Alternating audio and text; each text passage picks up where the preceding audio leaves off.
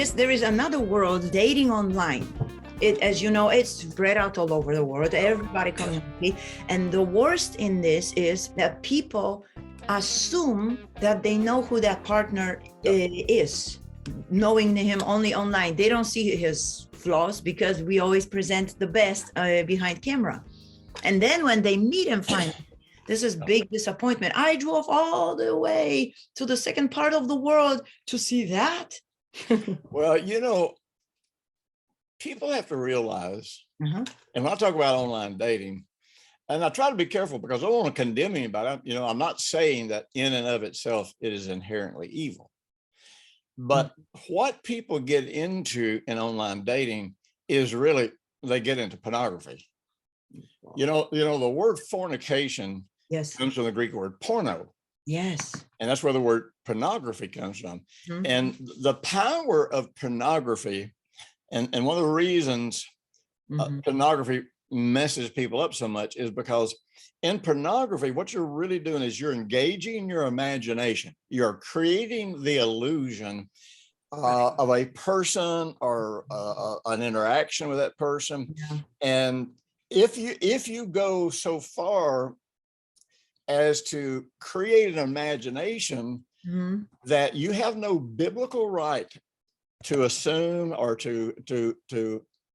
or stirs up any desires that are not wise. It's not a matter of just being in sin. Sometimes it's a matter of just not being wise. And also they create, I thought the pornography also means false image of somebody.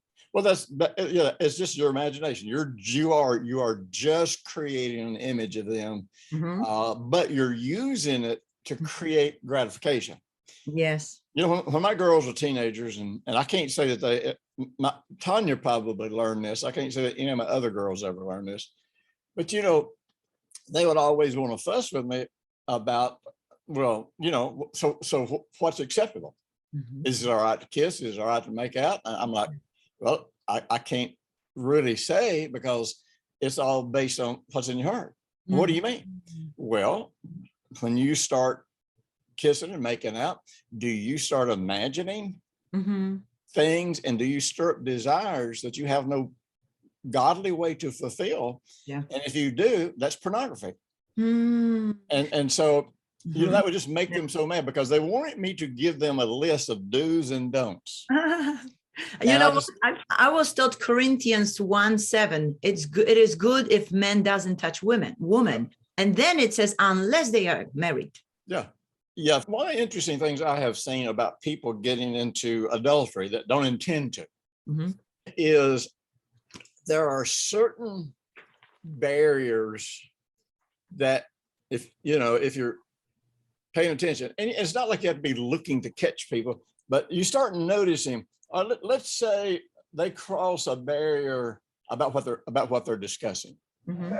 So, you know, every time you cross a barrier, then you move the boundary closer.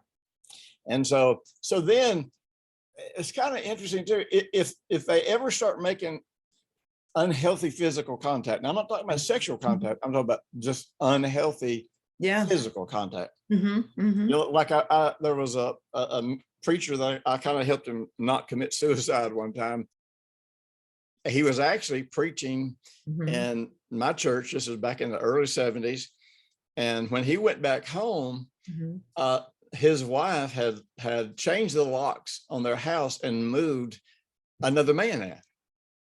And what's interesting was where the boundary got blurred was he was her hairdresser. And so he was making physical contact with her. And that kind of gave her the illusion of closeness that really didn't exist. But so you know, boundaries are so incredibly important. When you think about boundaries of the heart, you realize everything in our life has a boundary. And that boundary either protects us or is a weak boundary, and it opens us up to invasion, so to speak. And so people don't realize everything that I do can change a boundary for good or bad. And so people just don't look at the practical way to guard the heart. And they really don't want to. You know, they want to be in love with somebody. God created us to have that desire, but they want it. And remember, what makes a desire evil is not the desire, it is the way you choose to fulfill it. And so crossing these boundaries means it might put me in a situation where I'm entertaining or imagining fulfilling it in an ungodly way. So we can change desire into lust. Yep. Up to us, up to our heart. Cool. Yep. Very good. You know, I know these, so many of these truths are so freeing, but you know, people are more afraid of freedom than they are of bondage, because freedom requires responsibility. No excuse to complain. So, you know, and I get it, you know, and I'm not critical of people, but you know, if you watch Jesus, he never judged people. He never condemned people, but he never compromised telling them the truth.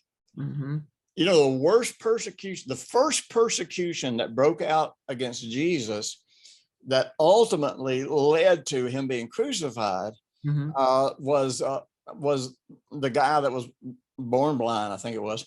And so Jesus, you know, later on goes back and finds him. And, you know, up until this time, man, he had been grilled, and I believe it was the blind man. And you know, he wouldn't betray Jesus. He said, look, all I know is this guy, you know, got me healed. That's all. I was blind. Yeah, that was blind. And so Jesus found him and revealed that he was the one that got him healed. But then Jesus said something the guy didn't like. He said, go and sin no more, lest something worse come upon you. Then that guy goes right then to the Pharisees and reveals who he is. And this is where a man who got a miracle from him, this is where they started zeroing in on killing Jesus. And it was because the truth that will set you free and will keep you free is the truth that will offend you if you don't want to accept it. Somebody asked, and I wonder, she keeps asking to talk about how to prepare for an older age, how to live. She's in her 40s. I think that people that ask questions like that kind of miss the point. Learn to live now. You know, I mean, really, I mean, that sounds, if you don't learn how to live now, then you can't live at any age effectively. You know, learn to deal with life now, learn to listen to the Holy Spirit now, learn to make godly decisions now. And then, then it doesn't matter how old you are, you're going to be able to hear the voice of God. Everything comes down to some really, really simple things. Learn to hear the voice of God. That's it. Right. There is no difference between old, young. Okay. Thank you so much.